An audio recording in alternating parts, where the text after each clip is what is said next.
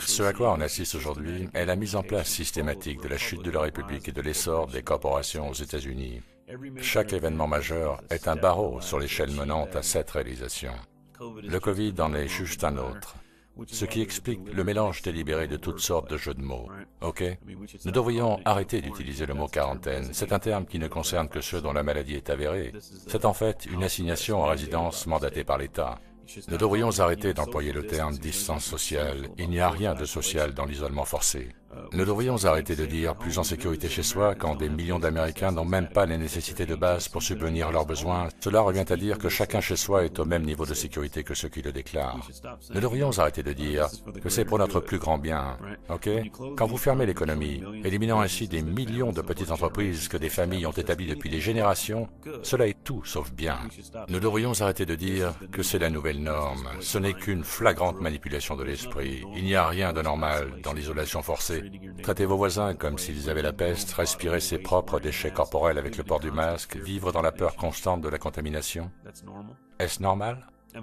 Après tout, si ce virus est si mortel, pourquoi n'a-t-il pas éradiqué tous les SDF qui ne pratiquent pas la distance sociale et ne se lavent pas régulièrement, sans parler de leur incapacité à vivre dans un environnement stérile? L'année dernière, 1 500 000 personnes sont mortes à cause de la tuberculose.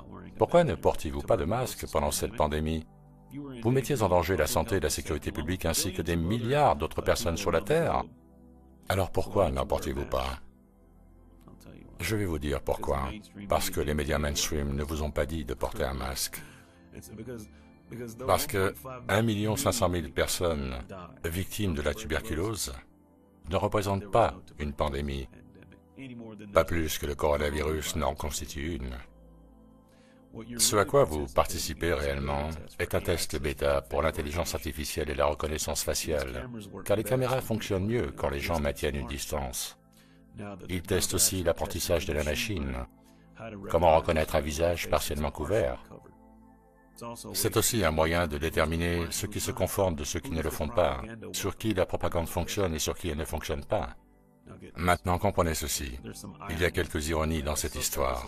Une société qui tue des millions de bébés annuellement parce que c'est pratique, se ferme pour empêcher des adultes de mourir. Des gens qui, d'un côté, favorisent la suppression de millions de bébés dans le ventre maternel, prêchent maintenant pour le caractère sacré de la vie humaine. C'est un double langage, un double discours. C'est la politique des deux doctrines.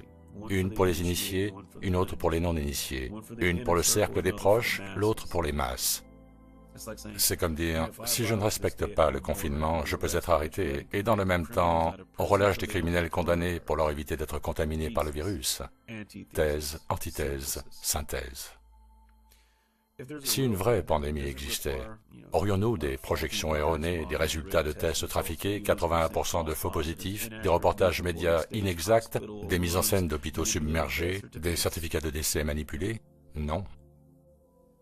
Vous savez, quand un gouvernement impose la fermeture de millions de petites entreprises tout en préservant l'emploi de ses fonctionnaires, il ne s'agit pas de mesures sanitaires. Quand l'État interdit aux dentistes d'exercer mais trouve nécessaire de maintenir les cliniques d'avortement ouvertes, il ne s'agit pas de votre santé. Quand l'État vous interdit d'acheter des graines pour votre jardin, mais vous autorise à acheter des tickets de loterie, il ne s'agit pas de votre santé.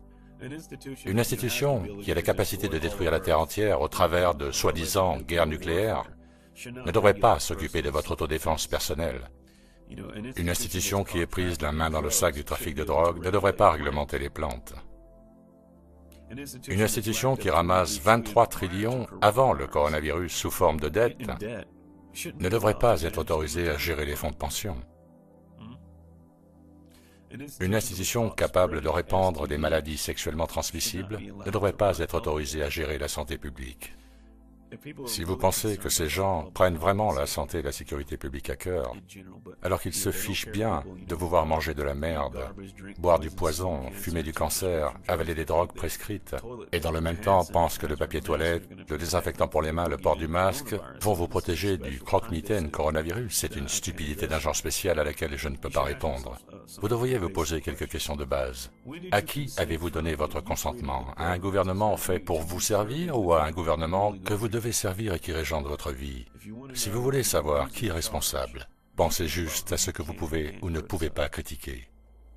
Réveillez-vous. On vous ment sur tout, y compris sur qui vous êtes et où vous vivez.